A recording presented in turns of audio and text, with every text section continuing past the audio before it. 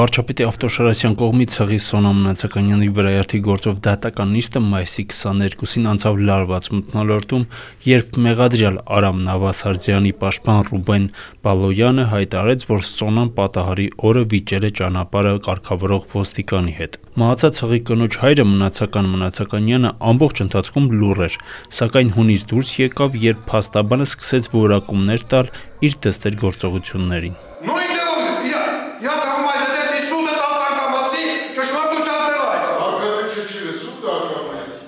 2022-ի ապրիլի 26-ին վարչապետ Փաշինյանի Ավտոշարասյան մեքենաներից մեկը Երևանում Լեո և Պարոնյան փողոցների խաչմերուկում վրայերթի ենթարկեց 31 շաբաթական հղիություն ունեցող հետիոտն Սոնա Մնացականյանին։ Ոչ Սոնայի, ոչ էլ նրա առաջնեկի կյանքը փրկել չհաջողվեց։ Այս գործով մեղադրանք առաջադրվեց մեքենայի վարորդին, ուղեկցող սպայական վաշտի 3-րդ դասակի հրամանատար Արամ Նավասարդյանին։ Ըստ մեղադրանքի նա վարել է մեքենան ավելի քան 108 կմ/ժ արագությամբ, գերազանցելով վարչապետի Ավտոշարասյան դեպքում թույլատրելի 100 կմ/ժ արագությունը։ Դատական այս նիստին փաստաբանը փորձում էր վիճարկել դեռ 2.5 տարի առաջ նշանակված փորձաքննությունը, ասելով, որ այն կեղծ է։ Իրականում, ըստ փաստաբանի շռայլությունը բարձր արագությամբ չի երթևեկել։ Եվ փորձ անելով հիմնավորել, թե իբր վրայերթի պատճառ է հանդիսացել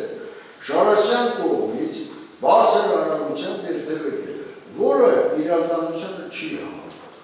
Դատախազը հայտարարեց, որ պաշտպանի ներկայացրած միջնորդությունն ակնհայտ անհիմն է եւ նա զբաղված է ժամավաճառությամբ։ Նա հարց բարձրացրեց, եթե խնդիր կար փորձաքննության մասով, ինչու չէին միջնորդում այն վերանայել նախաքննության ընթացքում, այլ հիմա, երբ մի քանի տարի անցել է։ Տուժողի իրավաճորթի ներկայացուցիչ փաստաբան Ռաֆի Ասլանյանը պնդեց, որ պաշտպանի ասածները օդի մեջ հայտարարություններ են։ Փաստաբանի խոսքով Բալոյանը որպես անկողմնակալ անձ է մեջբերել բացառապես ոստիկանների ու պետական պահպանության ծառայության աշխատակիցների ցուցմունքները։ Պաշտպան Բալոյանի կողմից որպես անկողմնակալ անձիկ, չգիտեմ ինչի ներկայացնում են ոստիկանության աշխատակիցները, ընդ որում նույն ծառայության, նույն վաշտի մեկ այլ ոստիկան։ Մենք բոլորս գիտենք անկողմնակալ անձ ասվածը ինչ է եւ ոստիկանության աշխատակիցը ոստիկանի վերաբերյալ քննող քրեական գործով չի կարող անկողմնակալ անձ լինել։ Եվ արագության վերաբերյալ իրենց գնահատողական դատողությունները, որ ընդամենը 60-70 արագությամբ էին գնում, դա ոստիկաններն էին ասում։ Մենք այս վարույթ դատականության ընթացքում ոչ մի վկա չենք արձակել քաղաքացի, ով արագության վերաբերյալ դիրքորոշում է հայտնում։ Հիշեք, պատվարժան դատարան միայն ոստիկանության աշխատողներն էին անընդհատ դրա մասին, որոնք ասում էին, որ հետո էլ գնացել են փորձել են այդ արագությամբ խաչմերուկ մտնել, չի ստացվել։